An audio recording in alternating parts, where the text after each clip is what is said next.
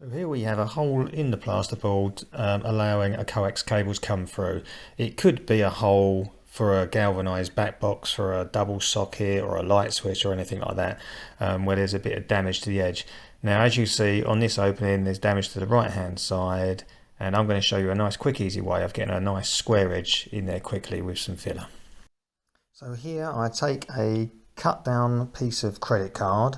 The size of the credit card is just dependent on the opening and the size of the damage you're trying to repair.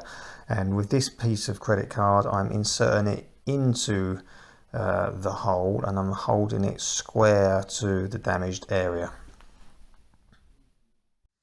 Now with a second credit card with your filler on the card, you press the filler into the damaged area up against the first credit card, which will create the nice square edge.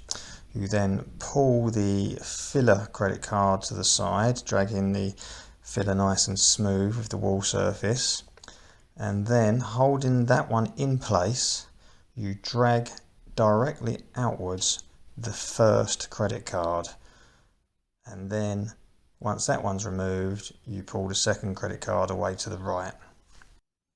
Okay, now you can see that the right hand edge of that opening is now nice and square. Once the filler is dried, a little bit of surface sanding can take place, and if necessary use a craft knife just to sharpen up any of those internal corners. And that is a repaired hole in plasterwork.